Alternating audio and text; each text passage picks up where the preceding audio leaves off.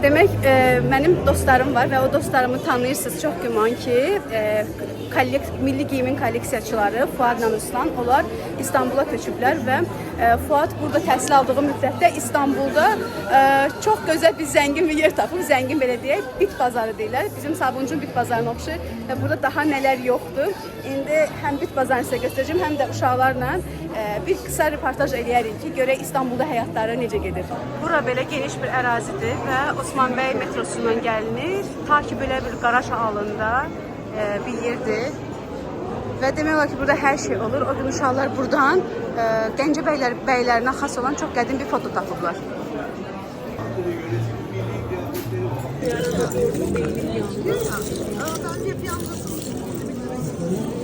Salam. Necəsiz? Bakıda itirdi, İstanbulda tapdıq. İndi İstanbulda həyat necədir, onu danışarıq oturanda. Bu bit bazarını bizim üçün sən kəşf eləmsən, Fuad. Valla bu bit bazarı həftənin 2 gün açılır. Bir 4-cü, 5-ci günlər açılır. Hansıca axşam saat 12-dən gün orta saat 5-ə qədər davam edir. Həftənin orta günləri olan bazarda ancaq giyimlər və parçalar olur. Müxtəlif növdə. Amma bazar günləri, hansıca bu günləri axşam saat 12-dən açılır, 5-6-ya qədər davam edir. Həmən vaxtı qarışıq. Böyle burada bir ab-hava var, gəl görəsən. Çox gözəldir və hər piştaxtanın önündə də hər kəsə özünə məxsus istədiyi hər bir şey tapa bilər. Maraqlı. Çox maraqlıdır yəni. Uşu.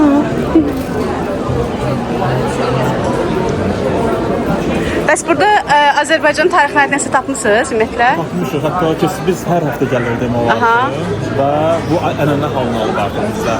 Bazar günləri səhər bura gəlməyəndə elə bir nəsə çatışmır hiss edirik. Öyrəşmişsiniz. Çox öyrəşmişik və hətta biz xarici ölkələrə gedəndə belə birinci bit bazarı, bir də qədimi yerlərə gedirik. Çox labuddur bizim üçün.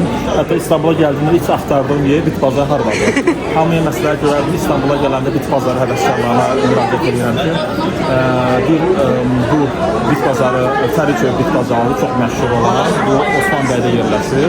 O birisi də yerləşir Fikirtəpə deyilən metro dayanacağı var.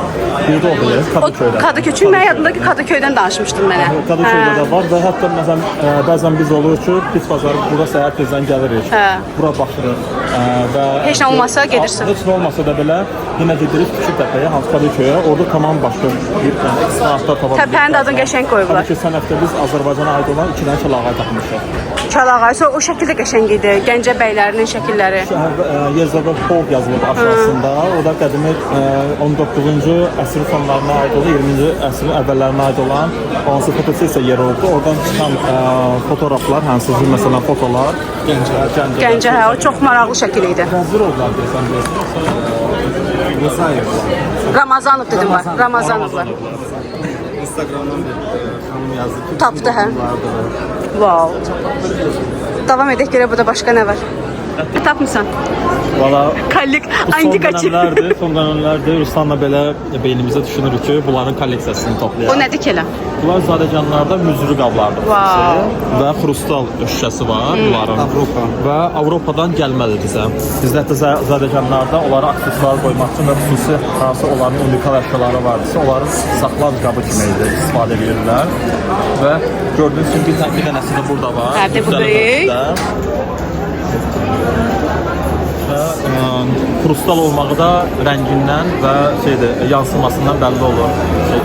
Bir də məsələ var, mən onu deməyəcəm, amma yəni Bakını çıxdığında fərq eləmirdi. İçinizdəki antikaçı dünyanın o tərəfinə getsin. İnsan içindəki dünyasını hara gedirsə ora aparır. Eynən, gözəl fikirdir. Ona görə də insan özü dəyişəndə dünya da dəyişir, belə bir deyim var. Ona görə də İstanbul Bakı kimi, Bakıda digər ölkələr kimi insan üçün həqiqətən rəng qatır. Bu artıq sizin ehtirasınızdır, daxili qəşəng həyat ehtirası. Allah həmd olsun ki, belə bir ehtirası bizə verib. Bu həm də elm, məncə bu elmdir. Çünki bilirsiniz bir şeyə bilimli yanaşırsınız, o çox önəmlidir. Bu ruhumuzun bir parçası olub artıq.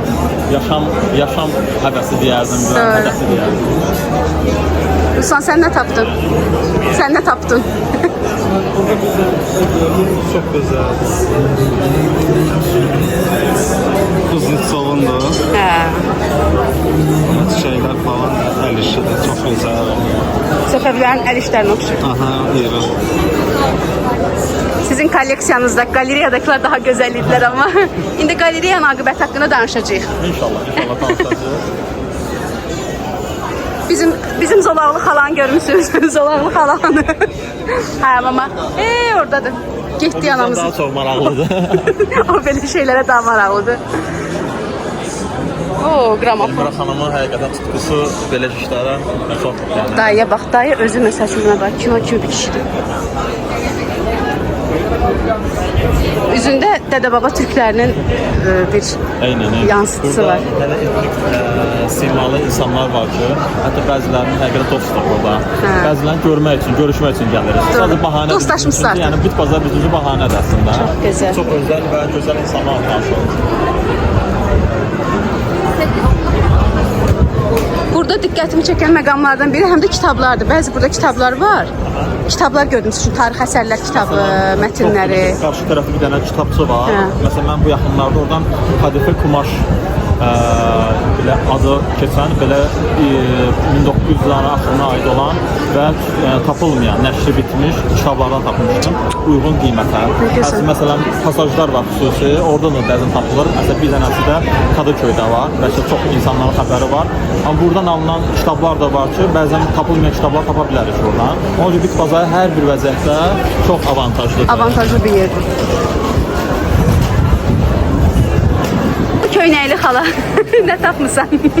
Həkmət qarın da oldu zolaqlı. Sən əsərdən hələ axtarışırmışam, zolaqlı. Zolaqlı paltarı kim deyir? Əstağfurullah. Əstağfurullah. Hökumət qadını nə tapdın? Xoşum gəlir, amma bu çox bahadır. Nədir ki bu? Üzgün. Hə. Yəni Neçə deyirlər bunu? Neçə dedilər? Deməli, 1500 TL. hər xanımın çantasında uğur olmaqdan ötəri deməli güzgü olmalıdır, amma ayrı sumkanın cibi, çantanın cibində. Bir başqa çantada haçar olmalıdır. Amma bundan çox xoşum gəldi. Bilirsən də Fuad, mənim anam şamana dönüb belə şeylər. Çantada bu olmalı, çantada olmalı. Həyatda hər bir kəs şaman olmalıdır. Zaten keçmişimiz şamanlardan çox bağlıdır.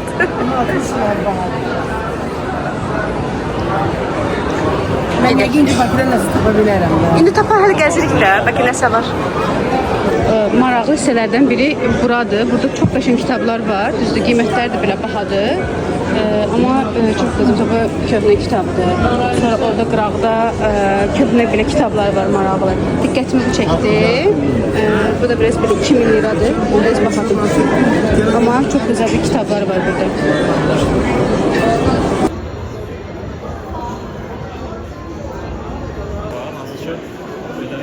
İyi mamnun. Çok güzel. Salam aleykum. Aleykümselam, hoş geldiniz. Hoş buldum. Dayının maraqlı üz quruluşu var. Babaları Özbəklərdə dayanır. Evet, bizim babalarımız Özbek'ten gelen, Aha. yani 3 sene önce Afganistan'a geldi yerleşen. Afqanistana yerleşen. Harasına yerləşir Afqanistanın? Afganistan Bağlan şehrinde. Siz də Afqanistandan bura mı gəldiniz? Afganistan'a geldik, evet. Və siz özünüz Afqanistandan mı İstanbul'a Afganistan'dan gəlmişsiniz? İstanbul'a geldik, evet. Talibanın dövründə? Taliban'dan önce geldik, Taliban'ın zamanında geldik, evet. Maşallah. 2000 kaçta geldim ben? 2004'te geldim buraya. Ama Taliban 2002'de şeydeydi, Afganistan'daydı. O vaxta qədər Türk dilini bilirdiniz, yoxsa burada öyrəndiniz? Yok, bizim dilimiz zaten Türk. Amma yaxşı da orada yaşayana qədər yaxşı. itirməmisiniz dilinizi. 20 senedir burada yaşıyorum. Ondan dolayı Türkçeyi bilmek zorundayız.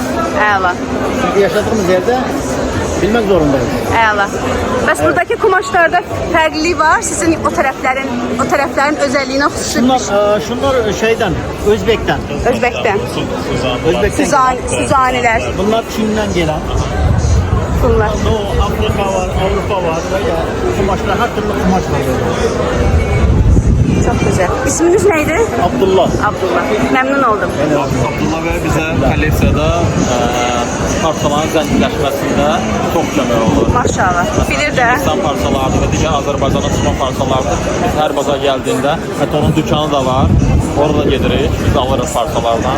Artıq 2 il oldu tanıyırıq və hətta bazarda bir çox dostlarımız var ki, kolleksiyanın artımında çox əməlləri var. Yəni, sağ olun. Deyirəm kişini gördüm, bir də parçaları gördüm. Orta əsrlər yadıma düşdü. Karvan parçalar gətirənlər. İşiniz avand olsun. Sağ olun, teşekkürler. Çok güzel tırma şallar var Hindistan'da.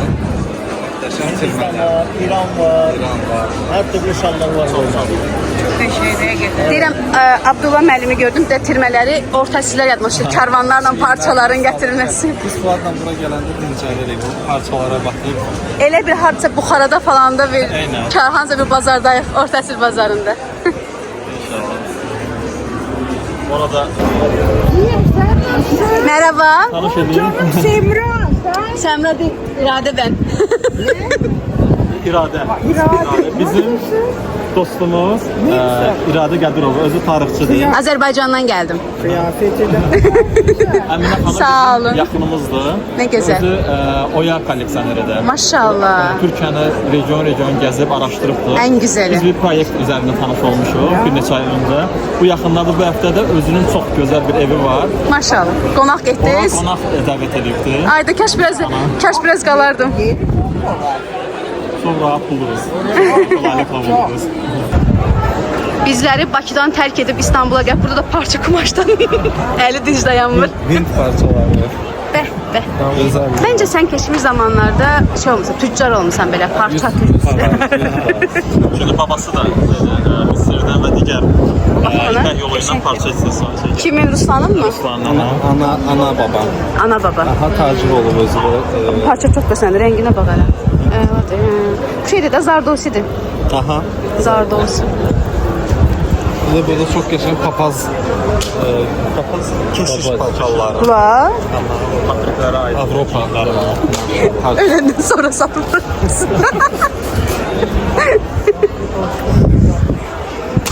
Sonra ne tapdın? Bu nədir? Avropa kantları. Bu papazların paltarında falan olur. Ya. Türklər ona şərit deyirlər. Şərit. Aha. Şərit, evet.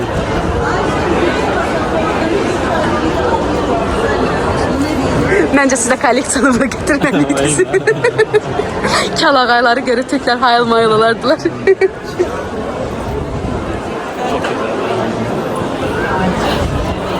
Biz hər dəfə eyni parçalara baxmağa rağmen həmişə gələndə baxdığım parçalara Təzə təzədən bax. baxmamış kimi baxırıq yəni. O dərəcədə yəni çox gözəldirlər. Burada bir də çox maraqlı üzlər var. Bura fotoaparatla gələsən ki, burada portret kimi çəkəsən. Burada hər irqayda, hər millətdən insan var deyə çox etnik simalı insanlar var. Ne tapdın bunu? Hindi minyatürü. Parça üzerine. Orijinaldır bu. Əl işidən. 20. asırın ortaları olur. Ama arkasında İsa var. İsa'nı gördüm burada. Elə bir İsa'ya oxşadı. Ay yox, İsa gözümə görsəndi. Böyük dəstəsi. Açım. Açım. Çok güzeldir. Sujetlidir. Buna bax. Hint'tir. Ajmer? Ajmer'de olmuyor. Tajmer. Çox gözəldir. Keçmiş zamanlarda yaşamaq istədim. Hər dəfə onları toxunduğum zaman o hisslər qapılır insan. Heç olmasa bir dənə şansımız olsaydı gedib dəyib qayıdardıq. Məsələn şansımız, o şans çox verildi bizə. Biz dəyərləndirmişik amma yenə istirik. Gözəl cavab oldu. Fuad, bu tərəfə baxıram, elə bir hansısa kilsəni soyğunçuluğunu eləyib qoyublar. Burada hər bir Hamısı. şamda tapa bilərsiniz. Yəni. Hamısı kilsə şeylər. Bunlara şamdanlar da var.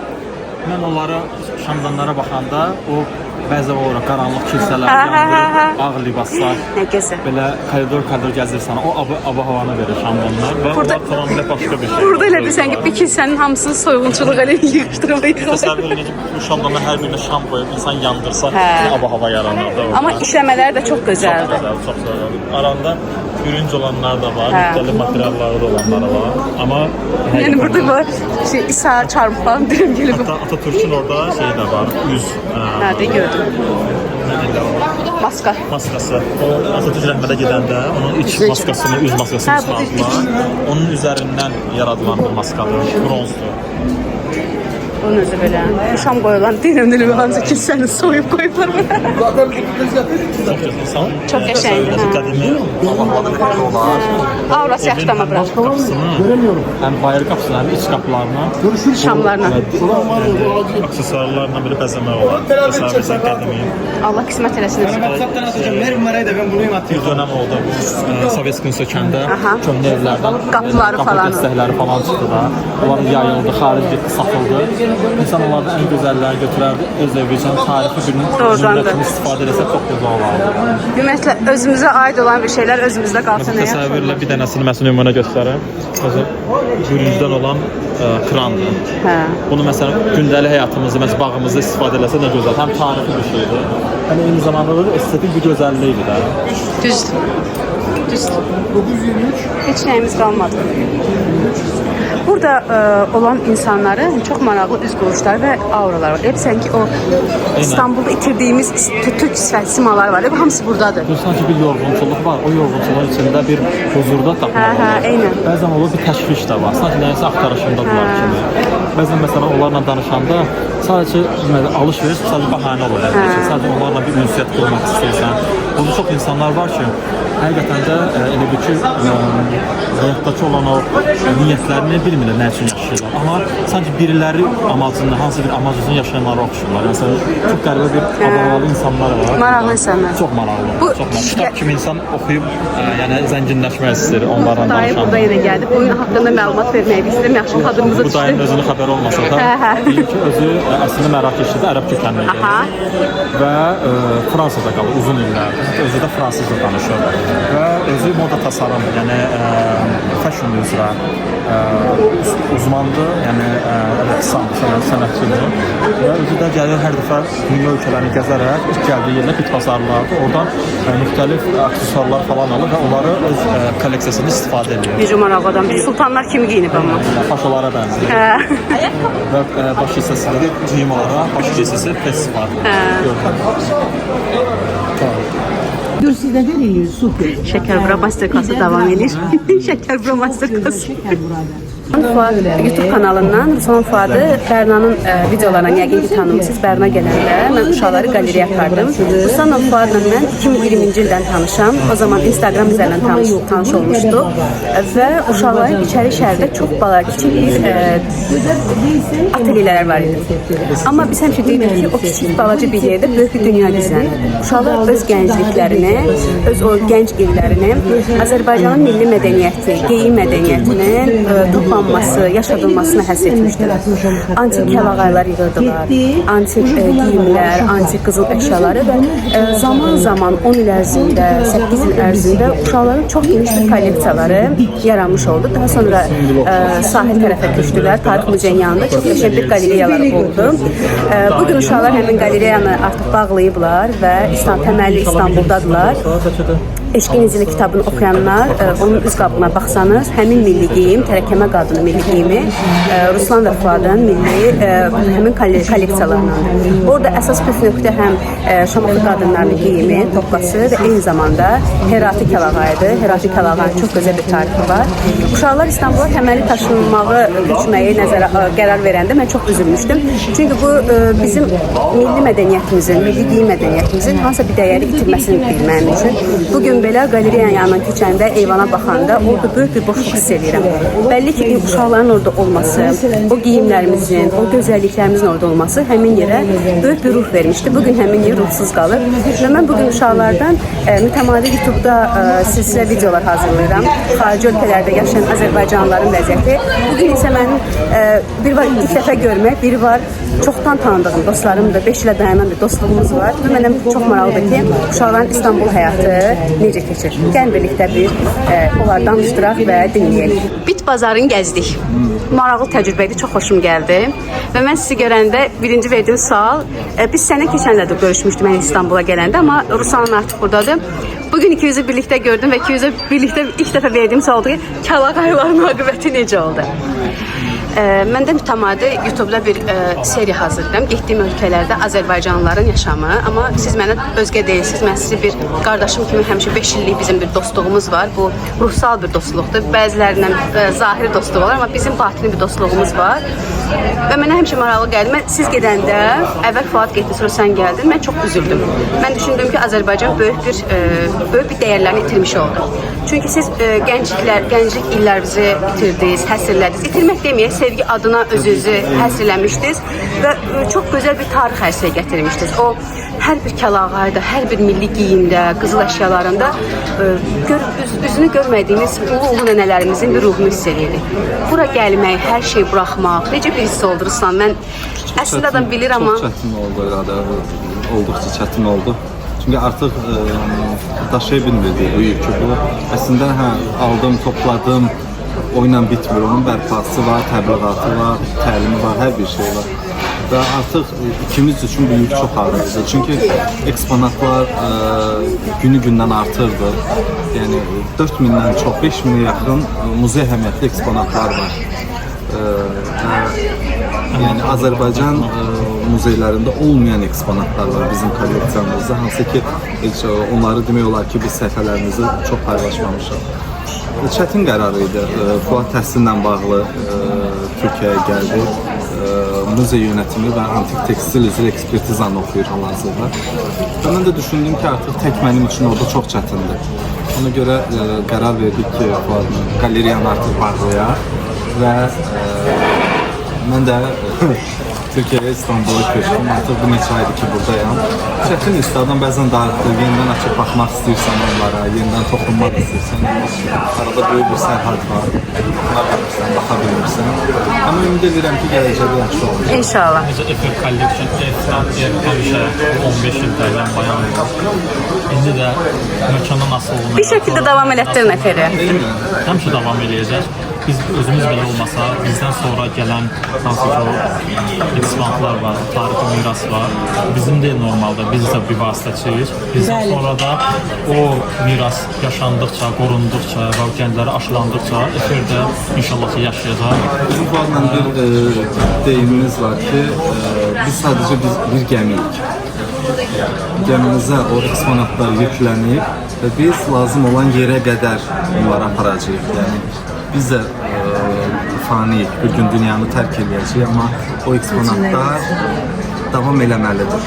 Mən əslində çox sevinirəm ki, Bərnanın sayəsində Bərna gəldi. Mən indi bu videonun altında o videomuzun linkini qoyacağam. Çünki mən onu Bərnanın videosu hesab etmirəm. Məncə o bizim dördümüzün bir videosudur. Və yaxşı ki, belə deyim ki, fürsətdən istifadə edib onu ora gətirmişdim. Çünki onun o səhifəsində o qaleriyanın gözəl ruhun bir xatirəsi qalıb. Və ilk mənim həcusal o kəlağayalar nə oldu? Çünki o kəlağayalar çox möhtəşəm idi. Bugünün özündə, bax inanmazsınız. Mən bunu hamıya deyirəm. Azərbaycanda kəlağaya istehsal olunur. Amma bu kəlağayalar sizdəki kəlağayaların keyfiyyətində deyil. O kəlağayalar bambaşqaydı. Baxmayaraq ki, 200 yaşı, 300 yaşı olsa da o tərabətini, o ruhunu onlar itirməmişdilər. Yəni bu kəlağayaları görən bir insan kimi bunu və ona görə məsəl üçün bugün kitabımızda üz qabığında xatirəsi qalıb o Herati kəlağayının. Amma çox gözəldir. Onu neçə ilə toplamışdınız o kəlağayı? 250-300 dənə kəlağayınız var. 400. Bizim əslində uğurumuz kəlağay ilə başlayır. Və kolleksiyaya iç daxil olan eksponatlardan biri də həmişə kəlağay olur və bizim ilk uğurumuz və böyük sərgimiz Xalça Muzeyində olmuşdu. 2015-ci ildə. Hətta bizim o sərginin başlanğıcı kəlağay ilə başladı deyə biz həmişə kəlağayını biz özümüzə uğur simvolu kimi. Hətta indi biz son dönəmlərdə kitab üzərində araşdırma edirik və kitab yazmağı inşallah. Xeyirli uğurlu olsun. Və həmən o tendensiyanı qorumaq şərti ilə biz düşünürük ki, kəlağaydan başlayaraq və silsiləli olaraq kitabları geyim və tikmə olaraq davam edirik. Yəni Azərbaycanda Fuadın sözünə qüvvət olaraq kəlağaydan burdadır. Ən nadir və ölçüsünə görə ən böyük kəlağayı bizim kolleksiyamızdadır. Azərbaycan muzeylərində, bunu əminliklə deyirəm, altını çizərək deyirəm. Azərbaycan muzeylərində o ölçüdə kəlağaylar yoxdur ki, bizim kolleksiyamızda 3 metrənin 3 metrədə kəlağayı var ki, və bu bir neçə dənədir və bunlar təkrarlanmır ornament baxımından. Hər biri ayrı-ayrı ornamentlərdə dizaynerlər. Ölkə gəzəndə, hətta biz Türkiyədə mən qaldığımızda 2 il olaraq artıq onlarda yazma var. Məsələn, kəlağayı kimi tanımı var. Onların da kəlağayı üslubunda yazmaları var. Baxırıq, texnik olaraq eyni olaraq baxmayaraq, amma tamamilə başqa bir, yəni mədəniyyəti, başqa bir kültürdür deyərdim. Demək ki, Azərbaycan kəlağayısının özünə məxsusluğu var. Xanım xatınları var, onun zərifliyi var. fəlsəfəsi var. Tam bir başqa bir fəlsəfəsi var. Hətta bu ilin, keçən ilin sonunda bayaqlar ilə danışırdıq. Bir leksiya konferans çərçivəsində mən Azərbaycan geyimləri və Efer Collection-da olan o İslamlar haqqında belə bir danışıq olanda Azərbaycan kəlağasını göstərəndə və onun fəlsəfəsini açanda ki, hansı sirlər gizlənir, təkcə başörtüyü deyil. Bu böyük bir məsuliyyətdir. Hətta bizdə nağıllarda var ki, bir qadın başörtünü qoyanda o savaş bitir, müharibə bitir. Bu özü belə primitiv sözlərdən ibarət deyil. Bunun arxasında böyük bir fəlsəfə yatır. Nə üçün o başda daşınırdı? İllərlə sir olan, içində sir olan saxlanan ipək dünyaya açılanda dünyada böyük bir dəyişiklik oldu və ondan sonra böyük bir mədəniyyət getirdi. Azərbaycana da, Hindistanda özündə də böyük bir iz buraxdı. Və ona görə də bu ənənə və bu kəlağayı məncə Azərbaycan nə qədər varsa, Azərbaycan milləti nə qədər varsa, bu ənənə yaşamalıdır və onu xanımlar bunu zərifliklə istifadə eləməlidirlər. Çünki bu bizim mirasımızdır, bu bizi anlatan bir kimlikdir, pasportdur biz deyərdim şərtlər. Ona görə də bu çox önəmlidir və bizim kolleksiyada bu günlər kəlağayıya köklənməyimiz əslində budur.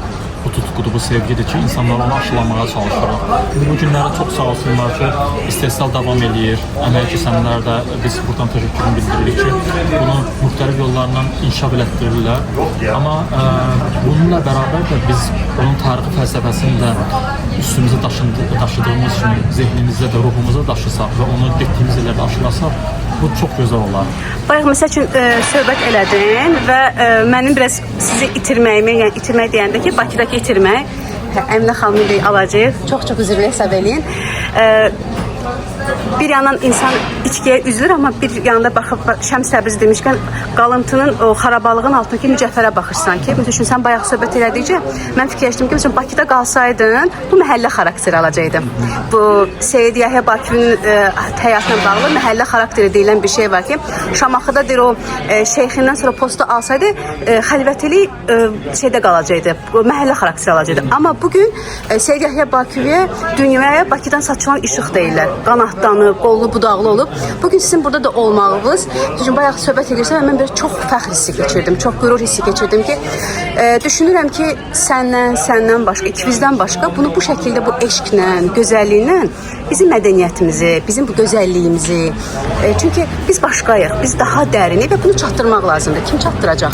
Oxumaq lazımdır, bilmək lazımdır, araşdırmaq lazımdır, sevgi ilə gəlmək lazımdır. Bayaq bir şey dedim, mən danışdıqca baxıb görürdülər ki, gözümdə bu adam başqa cür danışır. Çünki o şövq yoxdursa səndə, onu heç kim başa düşməyəcək, onu ötürmək lazımdır. Bir haşirə çıxmasın. Buyur. Belə, keçən həftənin bu günü biz Əminə xanımla görüşəndə Əminə xanımla tanış eləyək. Bayaq çəkdim.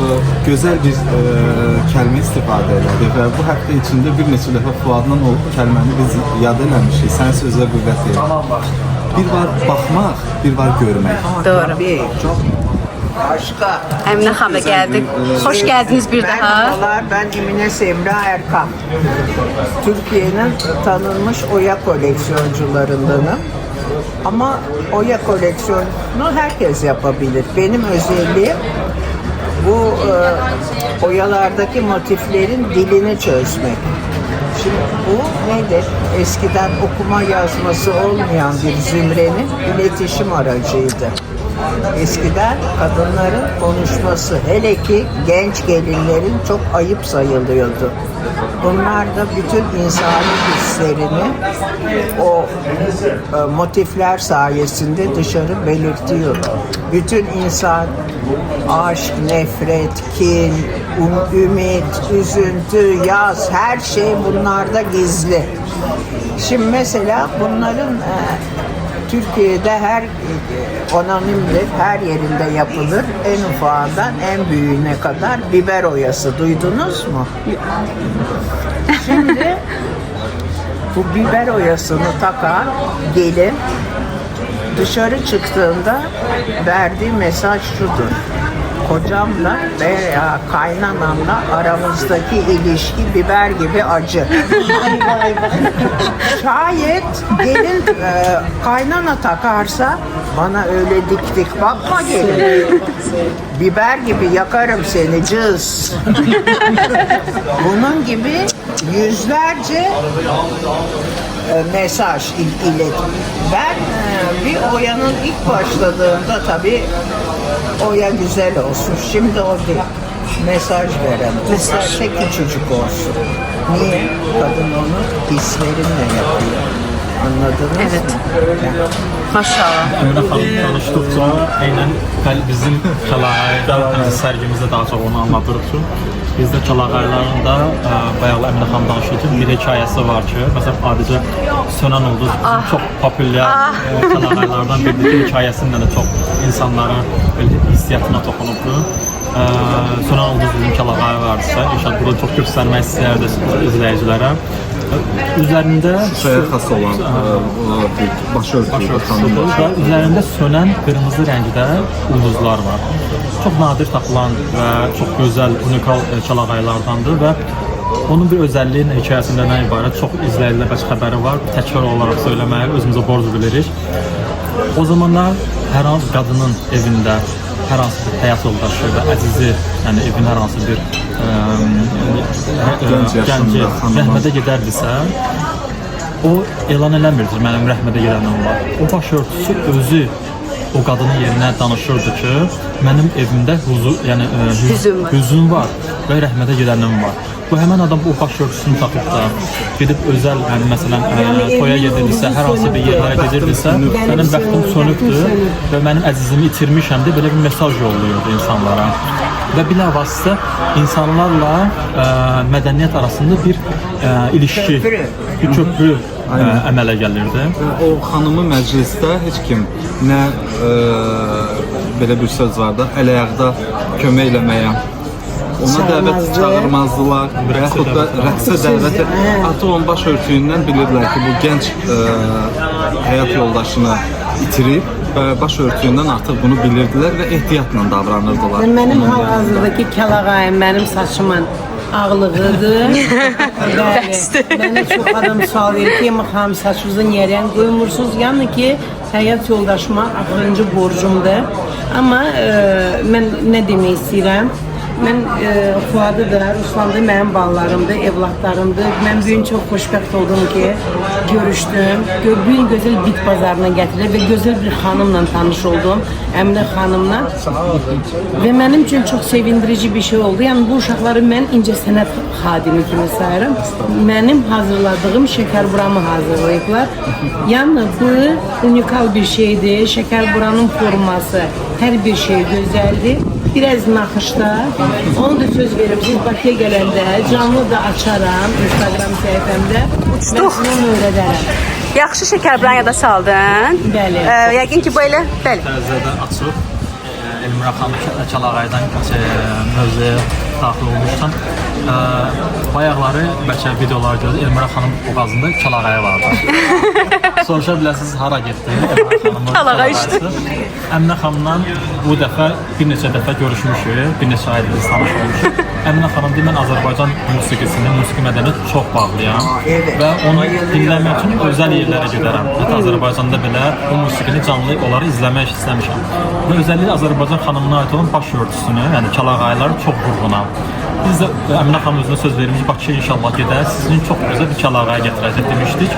Amma bizdən qabaq Çox spontan oldu, çox spontan oldu, maraqlı oldu. Söyleyeyim mi?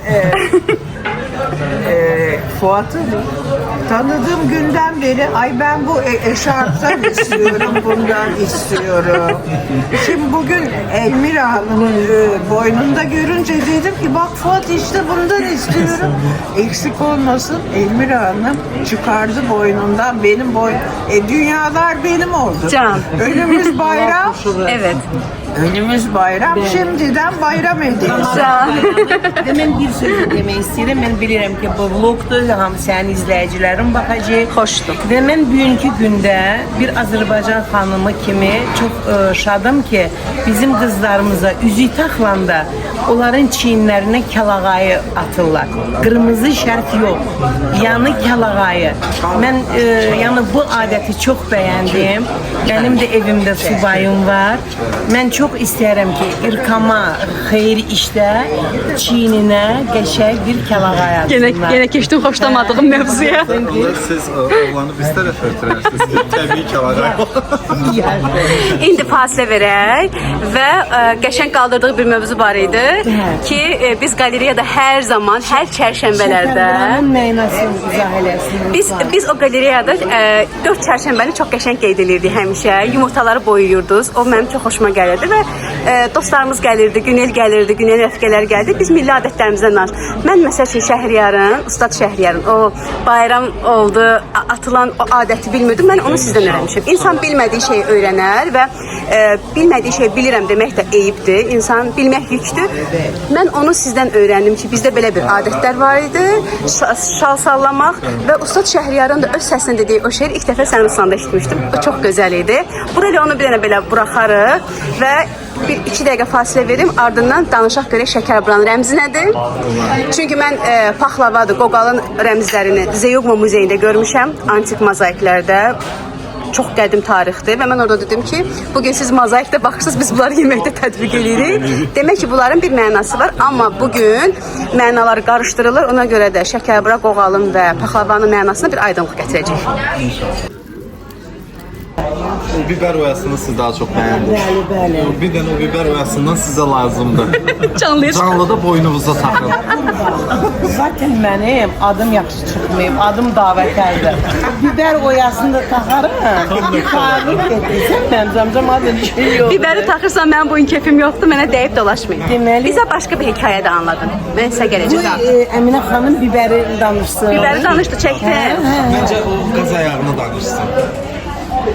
Akazaya yörüklerin amblemi oluyor. Türkler ilk Orta Asya'dan çıktıklarında önlerine bir kaz sürüsü düşmüş. Kazların da en önde lideri vardır. Onu takip etmişler ve şu şekilde kazaya bunu gördünüz. Bu ahşap işlerinde, efendim şeylerde, işlemelerde, halılarda, cepkenlerde bunu gördün mü anla ki yörük o. Yörük, tərəkəmə, köç xalq. Yörük kelimesi de yürümekten geliyor. Terekeme. O zaman ben de bir yörüyüm. Ben yörüyüm. Bak şimdi bir tane enteresan anlatayım. Danışın. Şimdi mühür oyası diye bir şey var. Bir küçük kare. Tamam mı? Aha. O hem boncukla yapılıyor hem iğne oyasıyla. Şimdi bunu başına takıp sokağa çıkan genç kızın dışarı ilettiği mesaj, öbür adı da zarf veya mektup oyası ama daha çok mühür oyası olarak geçiyor. Verdiği mesaj, ben efendim dini imam nikahı istemiyorum, hükümetten imzalı, mühürlü, resmi nikah isterim manasına geliyor. İşte konuşmaya ne lüzum var? Bir de o zaman için ne büyük cesaret ya. İşte helal olsun kadınlara. Ama diliyle demeyip işareyle o özü de güzeldi. Yani görürsünüz. Yoksa ki biz indi elimize götürürük telefonu WhatsApp'ta boşum yığırıq, tökürük, saat soğuk. Bəs. Qayıdaq Şəkərburaya. Şəkər. Qayıdaq Şəkərburaya. Nədir bu Şəkərburanın mənası? Şəkərburanın mənası əslində günəşdir. Ne ben de öyle. Şəkərbura bizdə bir Novruz. Dedin de tatlı. Novruz tatlısı. Novruz tatlısı. Nevruzun. sən xanıma izah edərsən orada. Günəşi simvolizə edir. Onun üzərindəki o qırıq-qırıq xəttlər günəşin şüalarıdır. Paxlava torpağı simvolizə edir və ortasına fındıq qoyurlar. Yəni torpaq oyanır, artıq əkin vaxtıdır. O laylar da torpağın təbəqələridir, qatlarıdır. Birinci dəfə eşidirəm. Əslində budur. Sadəcə günümüzdə dəyişilərək insanlara başqa cür gəlib. qoğalın mənası? Qoğal aydır. Aydı. Ay. Gecəni simvolizə edir. Seyuqmada mən məhz paxlava ilə qoqalı görmüşdüm. Aha. Eynən paxlavanın mozaikləri. Onu o vaxt çəkmişdim. Amma YouTube-dan icab durumuna görə silməli oldum. Çox gözəl bir muzeydir. Zeugmanın görməyi mən hamıyam. Kim Qaziantepə getsə Zeugmanı gör. Zeugmada mən paxlavanın mozaikini görmüşdüm, bir də qoğalı. Qoğalı. İndi bir daha şeye çıxım. Nə üçün qoğalı aya bənzədirlər? Çünki bu ildə baş verdi bu. Tutulma. Qanlı ay gecəsi oldu. Biz gece hiç uyumadık daha. Biz də dünən yata bilməmişdik. Toplaşardınız mı? Bayatı diye. Və o bir neçə ildən bir gəlir düz Novruz bayramına düşür. Və bu sufizmdə və qanlı ay gecəsi çox müqəddəs bir gecə sayılır və onlar düşünürlər ki, dərgahın açılan anıdır. Niye qanlı gecə? Qırmızı Çünki rəngli. qırmızı rəngə boyanır. Və qoğalı da biz oradan götürüb onun üzərinə yumurta səhv etmirəmsə çəkilir və o bişəndə qızarır. Bəli. Və o ayı simvolizə edir. Həmin gecənin ayını. Çünki o marta denk gəlir. Yəni ancaq mart ayında o yaşanır. Düzdür, bu səhv etmirəmsə hər 5 ildən bir mi olur, yoxsa 15 ildən bir mi olur bu qanlı ay gecəsi? Yəni qırmızı rəngdə olduğu üçün. Qoğal da məhz həmin gecədən götürülmüş bir simvoldur. Denk gətiriblər buna və bu üçü yəni Novruz bayramının Buranın əhvalatını başqa cür eşitmişdim. Tamam başqa Ama cür deyil. senin dediğin daha doğrudur. Niye? Beni bir dəfə bir məkana apardılar. Bax buranı and olsun. Sen indi deyirsən, mən özümdə mənə gülməli gəlir. Deməli olur şəkər buranı düz eləmirlər. Mən də qayıtdım ki, bunu niyə hamilə qadına oxşadmışsınız? Qarnın dombaldınız. Deməli, hamilə qadın şeylər çox doğru. Həqiqətən də. Baklava dedin, sənin üçün o tozpandır, yox üstünə fındığı nə Yəni əkimi bildirir ki, əkim zamanı və oyanış vaxtıdır deyə əkin ondan başlayır. Baklavanın üstünə o qoyulan fındıq, qoz da qoyurlar. Mən o torpağa əkirəm və məhsul gözləyirəm, anlamını kəsb eləyir. Və o hər bir şey o qədər bir-birinə mənə olaraq bağlıdır ki da, yəni insanın indi sıradan düzəldirlər, biz yeyirik ki, amma əslində bunların anlamı çox dərinə Mən söyləyir. sizə bol-bol uğurlar arzu eləyirəm. İkinizə də. Mən çox istərdim ki, Azərbaycanda sizin kimi uşaqlar çox olsun. Niçin ki, ola bilər indi kimsə İradənin videosuna baxanda, ola bilər çoxsu təsdiqləyər sözümü, amma mən niyə Azərbaycanı çox istəyirəm? Mən bir Azərbaycanlı olaraq. Mən 14 il Orta Asiyada yaşamışam, biz orada qərib olmuşuq. Yəni 9000 Azərbaycanlıdan tam məkana 1000 adam çatmışdı. 9000 Azərbaycanlıdan. Və biz olan orada Azərbaycanlılar, biz baxmırdıq ki, Əminə xanım Masallıdandır, Fuad Zəngilandandır, Ruslan Bilasuvardandır, biz ona baxmırdıq. Biz hamımız bir-birimizə sevinirdik, maşın alırdıq, mütləq hədiyyəsi olardı, uşaq evlənirdi, eynə. Və mən indi artıq 10 ildir bu camiyədəyim də, şəbəkə camiyəsində bizim müəyyən bişmişlər itmək üzrədir. Sadəcə olaraq vizual hamıya elə gəlir ki, hamı şəkər bura bişirir, hamı qoğal bişirir, yox. Şəkər bura nəqd yerdən deyirəm. Şəkər buradır, şəkər çörəyidir, itmək üzrədir. 10 ildən sonra ola bilsin ki, artıq bu işi davam edən olmayacaq. Və Azərbaycana sizin kimi uşaqlar lazımdır. Azərbaycana İradə kimi tarixçi lazımdır. İradə mənim evladımdır deyə bilmirəm. İradənin videolarına dəqiq diqqətlə insanlar baxsa, əgər mənim şəkər bura videoma diqqətlə baxmırlarsa, görəcəklər ki, İradə hansı tarixdən bəhs edir. İradə nəyi çatdırmaq istəyir. Başa düşürsünüz uşaqlar? Bəli. Mən sizin deməli, qalereyada olanda sizin o qədimi paltarı da giymişəm, kəlağayını da giymişəm. Mən onda da sizə dedim ki, mən xoşbəxtəm ki, bizim Azərbaycanda belə uşaqlar var. Tarixi qoruyursunuz. Sizə bol-bol uğurlar. Mən sizə söz verirəm ki, gələn səfər gələndə biz Əminə xanımın evində şəkər buranı da, kovalı da az miqdarda olsa hazırlayarıq, canlı da açarıq. Yəni ki, bizim milli adəti yaşatmaq lazımdır. Tam razıyam sizin. Bayramlar. Bakın bir şey, ben bu oyalarla ne yapıyorum? Bu oyalar 18. yüzyılda zirve yapıyor. 18. yüzyılda Osmanlı İmparatorluğu Tanzimat devrine giriyor. Bu sefer ülkeye Avrupa modası geliyor. O güne kadar anlattım size. Kırmızı olan gelinlikler beyaza evriliyor. Ondan sonra oyalar unutuluyor. Ta ki bundan 20 yıl evveline kadar burada Türkiye'de bir oyalı takı modası çıktı. Bütün Anadolu'nun çuval çuval oyaları İstanbul'a aktı. Fakat ne yazık ki bilinçsiz ellerde oya yapacağım diye rant uğruna kıtır kıtır kesildi. Döndüğünde itme yüzüne. Şimdi benim bütün çaba oyalar unutulmasın, ismi gündemde kalsın. Allah sizden razı olsun. Bir de çok acıklı bir şey. Ben devamlı televizyona şeye çıkıyorum. Dergilere şeylere konferanslar veriyorum ve bana mesela diyor ki televizyondan veyahut da radyoya bile çık. Bizden diyorlar bir arzunuz, bir isteğiniz var. Evet diyorum. Çok rica ediyorum. Bu oyaya gönül veren kız olsun, erkek olsun fark etmez. Kim var? Rahatlıkla numaramı verin arasın. Bila ücret, para da istemiyorum. Ben ona el vereceğim, öğreteceğim. Bugüne kadar kimse kapımı çalmadı. Çok acı. Çok üzücü. Çok üzücü. Yani insanın içinde olmaz. Bizdeki kimi. Eyni şeydir.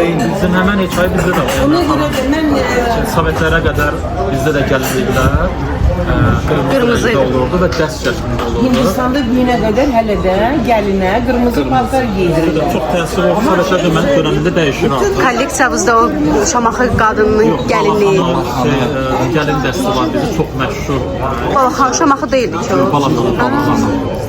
Hətta məsələn, O bizim ən unikal geyim dəstlərindən biridir. Biz o dəstə tirmə ledi deyirik. Hər bir şey tirmədən hazırlanır və ən unikal Çox gözəldir. kolleksiyamızın dəstidir. Çünki nə üçün ən unikaldır? İç geyiminə qədər, yəni alt geyiminə qədər bütün dəst yəni dəst formasındadır. Yəni gəlinlər altdan necə geyinir və üst duvağına qədər çaxma filə ilə işlənilmiş. Biz keçən il idi səhv etmirəmsə Qazaxıstanda bir sərgi oldu. O sərgi o dəsti də biz aparmışdıq. mən 43 il öncə üzüm ayağımın altında evladımsız. Mən şəxsən qaynatamın evinə üzü duvaqlı girmişəm. Qırmızı kəlağayla. Mənim mamam dedi ki, mənim qızım evdə, mənim evimdən üzü açıq çıxmasın. Rəhmətli qaynanam da dedi ki, bir halda ki, sənin evindən üzü açıq çıxmırsa, mənim də elə evimə üzü duvaqlı girsin. Yəni ona görə o çox bir böyük sensasiya idi ki, müasir bir qız üzü duvaqla evə girdi. Çox gözəl adət idi. Həmin günü gəlini həqiqətən heç kəs görməməli idi. Azərbaycan adəti ilə ümumiyyətlə toy günü gəlini heç kəs görməməli idi. Maalesef indi başqa cürdür. Amma yenə də şükür Allaha ki, kəlağayı bizim həyatımıza qayıdıb və nişanda qızların çiyinlərinə kəlağayı atırlar. Çox gözəl, möhtəşəm bir olaydır. Keçən məsələsinə gələndə deyim sənə. Keçən il birinci xanımın təşəbbüsü ilə Kəlağayının UNESCO-ya düşməsinin 10 illiyi oldu. Mədəni irs kimi 10 yıl oldu ki, UNESCO-da mədəni irs kimi qorunur. Azərbaycanda kişi erkəklərdə papaq müqəddəsdir də Azərbaycanda. Yəni o kişinin namusu qeyrətidir. Mənə elə gəlir ki, əyəm xanım başından o kəlağayının nəsə olsa, o həmin bir anlamdır. Kəlağayı gözəldir və gör onun prosesi də necədir. O elə belə ərsiyə gəlmir. Mən əslində duvaq məsələsinə gəlmək istəyirəm. Biz Qazaxıstanda sərgimiz oldu Astanada. Bax, çıxdı Google'da. Həmən o geyim dəsti bizdə bir neçə geyim var idi sərgilərin, həm də bəy geyimi də var idi. Və arxada da kəlağaylar sərgiləyirdi. Gələn qonaqların çox marağını cəlb eləyirdi və hər kəs belə sıra-sıra gəlirdi geyimlərə gələndə. Ən son biz o gəlin geyimini qoymuşlar, duvaqlı idi. O duvaq hər kəsi cəlb eləyirdi. Gələndə hamısı bu nədir? Bizdə də var belə bir mədəniyyət var, belə bir geyim tərzi var, amma fərqli cürədir. Əslində bizim izləyicinin maraqlı olar. Biz araşdırma elədiyimiz zaman biz hər tərəfli araşdırma edirik. Tam olaraq onun anlamını hiss edirik. Duvaq əslində nə mənada, nə üçün o duvaq olub? Adi primitiv bir örnəkdən istəyirəm bu ifadəyə gəlib çıxan. Kitabı biz başladığımız zaman ilk cildini açırıq. Onu oxuyandan sonra cildini bağlayıb kitabı bağlayırıq. O kitab bitmiş olur. Duvaq əslində kitabın cildi kimidir. Mən ata evindəki kitabımı bağlayıram və yeni həyata qədəm qoyuram və o duvağı orada açıb da yeni həyata qədəm qoyacağam deyə anlamını kəsb edir. Bu kitabı yazın. Bu kitabı yazın. Yazın bu kitabı. Mütləq. Bu beyninizdəkiləri tökün dəftərə. Oxumaq lazımdır. Bilməyəcək, Məsələn, bir unudacaq. təklif irəli sürür. Sən növbəti kitab yazanda, bəli, sən Fuadla Ruslanın şəklini çək və onların dilindən hamısını o kitabına daxil elə. Mənim orada heç bir töhfəm olmayacaq. Mənim orada heç bir bu yol onların yoludur. İnsanlar bir-birinin yoluna müdaxilə etməməlidirlər. O yol sizin yolunuzdur ki, bizim çıxdığımız yoldur, amma onu eləməlisiniz. Zaten ki başlamışsınız, bayaq mənə müjdə verdin. Amma dayanmamaq şərti ilə bunu bir şəkildə Biz həmişə demişik və nə qədər ruhumuzda o nəfəs var, həmişə də deyəcəyik. Kolleksiya adına biz ilk Allaha həmişə minnətdar olmuşuq. Bu yolu bizə rəva bilibdir və bu yolu bizə yaraşdırıbdır, ruhumuza, həyatımıza. İkinci məsələ, biz çox təşəkkür eləmişik ki, bu yolda zərrə qədər də əməyi olan, təşəbbüsü olan insanlar həmişə biz minnətdar olmuşuq. Başda siz olmaqla, Elmira xanım, hətta Əminə xanım da həyatımıza yeni daxil olur. Bu da bizim 15 ildə davam edəcək yolda bir vəzifə daşıyan insanlardandır və necə digərləri o vəzifəni daşıyırlar. Bu bizim əməyimiz deyil.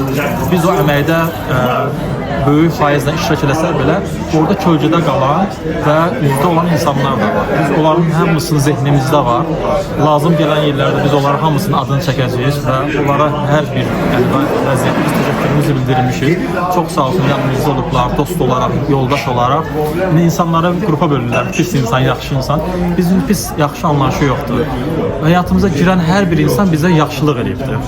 Və bu gün bizim o kolleksiyanın ərsəyə gəlməsi və indi də davam eləməsi, bu gün biz İstanbulda bu gözəlliyi oturub bir süfrə qarşısında otururuqsa və böyük bir mövzular üzərində müzakirə edirsə, bu əslində o insanların da orada əməyi var deməkdir. Yolumuz üstə insanlar çox olur da. Yolumuz üstə insanlar çox olur. İradən sayəsində Estağfurullah, yəni keçdim. yox, həqiqətən Elmira xanım deyir ki, məsələn İradənin böyük bir təşəbbüsü olur bizim üçün. çox böyük təşəkkür olub və İradənin sayəsində biz gözəl dostlar qazanmışıq. Güneldir, Dilarədir, Ramilədir, bir çoxları var. Böyük bir sayca bitməz. Yəni İradə o dostluq qapısını bizim üçün açır. Çünki biz Fuadla neçə illər yəni ətrafımız sosial kimi olmuşdur, amma İradə bizim üçün çox böyük bir dost deməzdi, bir ailə ortamı yaratdı ki, biz gözəl söhbətlər, mübadilələr elədik o insanlarla. İradəni nəyə oxşadıram mən İradə mövzular üzərində olanda? Video olur Radən tərtib dəstərində. O gizli boğçanın bağı olur ha, içindəkindən xəbərsiz olur adam. O İradə o bağdır. Onu açdı bizə, bizim digər dostlarımıza bir şeydir, ərmağan olsun. Mən bir əlavə eləmək istəyirəm. İlkin də əsəbləşir bilirəm ki, problem deyil. Bu bir yadigardır, xatirədir. İllər sonra siz buna baxıb və deyəcəksiniz. Bu həyatda nə siz o giyimi yaratmamışsınız, nə şirniyyatı mən yaratmamışam. Biz onu qoruyuruq və mən müəyyən səbəblərə görə həmin o şirniyyata müəyyən əlavələr gətirmişəm. Ama o şeker burada o patlağadır, əsrdən əsrə gəlir.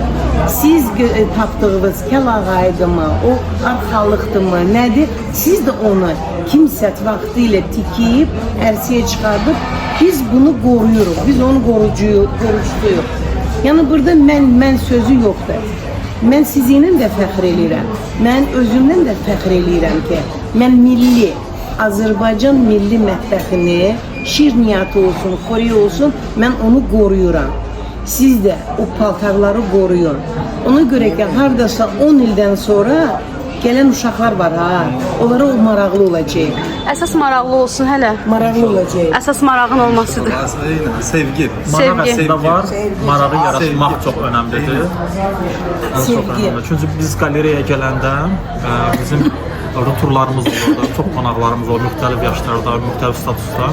İnsanlar gələndə bizim insanların təfəkküründə milli geyim bugün televiziyalarda görünən və təhriflərə uğrayan geyimlər olubdur. Və bizim o orijinal geyimləri görəndə deyildi, bizim həqiqətən də milli geyimimiz bu imiş. Güzel. Əslində biz onu çoxdan bilməliyik. Ona görə də bizim toplamaq bir vəzifənin hamısı deyil. Bu bir parçasıdır. Digər parça onu doğru dürüst çatdırmaqdır. Aşılamaktır. Çox vacibdir. Doğru dürüst çatdırmaq. İnsanlar onun o hissiyat tərəfini anlasınlar, o inimələrin, o fəlsəfəsini hiss eləsinlər ki, biz nə qədər yol gəlmişik və nə qədər yol bizi gözləyir. Doğru. O gənclər tanış olmalı, aşina olmalılar. Farslar demişdən yəni. Yəni olsun bəyin giyimi, olsun xanımın giyimi. Yəni Azərbaycan çox riski Avropalaşdı. Amma indi məsəl üçün mən Instagram şəbəkəsindəyəm deyənə, olsun Türkiyənin müəyyən vilayətləri, Anadolu tərəfi. Mən Samarkandda olmuşam, Türkmenistan'da görürsünüz ki, onlar hələ milli paltarını dəyişməyiblər. Onların ixtiyarı yoxdur. Yəni onlar müasir geyinirlər, amma milli elementi saxlayıblar. Onların icazəsi yoxdur onun çıxmaqda. Biz İsra günlərdə məsəl üçün mən bir dənə seriala baxmışam, görürəm ki, o kətdə deməli xanımlar hətta o ay sağ olun. Sizə bol-bol uğurlar. Çox təşəkkür ederim. Əminə xanım, əvvəla sizə təşəkkür edirik. Ben size teşekkür İlk ederim. bugün sizinlə tanışdıq. Ben de çok memnun oldum. Sağ olun, var olun. Yaxşı ki gəldiniz. Allah yolunuzu açık etsin. Amin. Bugün mənim doğum günümdür və mən bugünü bizim tanışlıq günümüz kimi heç vaxt unutmayacağım. Bakıya nə zaman gəlsəniz qonağımız olun. Bir eviniz daha var. İnşallah çok gelmek istiyorum. Madem istiyorum inşallah geleceğim. Gəlin inşallah. Sizə təşəkkür edirəm. Sağollaşmıram. Elə insanlar var ki, onu görməsən belə bir ruhi bağ var və elə bilirsən ki, hər zaman yanındasın. Yanındadır bu adamlar. Hər gün danışmasan belə, deyirsən ki, orada bir Ruslan var. Görüşəndə dünən görüşdük. Elə budan ayrılmışıq. Bu bağımız əbədiyyən olsun. Zaten biz 2020-ci ildə tanışanda elə bilsən ki, bir qopmuş hərəmizdə bir parça vardı, tamamlandı. Yaxşı ki varsınız. Tək hər zaman sizə yaxşı şeylər olsun. Həyatınız gözəllikdə olsun. Mən də sizi yaxşı görüm. Çünki sizi yaxşı görmək, sən gedəsən düzdür buradan. Mən bunu hiss edirəm. Bura sənin şəhərindir. Sənin şəhərin başqadır. Fuad burada qalacaq o heç. Sən gedəcəksən o coğrafiyaya. Mən də Allah bilir hansı coğrafiyaya gedəcəm. Sonra karvan yolu kimi yollarımızı birləşdirəcəyik. Birləşdiyi yollar. Önəmli olan coğrafi mövqe deyil. Önəmli olan bir-birimizdə olan coğrafi mövqedir ki, o dəyişməsin. Yaşasın. O bağ qalsın. Yəni, o ruhu mövqe çox önəmlidir. O çox vacibdir. Və o da ki, şükür Allah'a ki, bugünkü bir-birimizə görüşürük. Kimsə soruşanda deyirəm ki, İradə Mevlanənin şagirdidir, sufidir. Kaş elə onun şagirdi olaq. Hamınızla sağollaşıram. Ümid edirəm ki, bu vlogumuz çox bəyənəcəksiniz. Həqiqətən də çox gözəl oldu. Spontan olan hər bir çəkiliş hər zaman gözəl olur. Bol-bol məlumatlıdır. Baxarsınız və gözəl bilgilərlə faydalanırsınız. Qarşıdan gələn Novruz bayramımızda, Ramazan bayramında təbrik edirəm. Görüşmək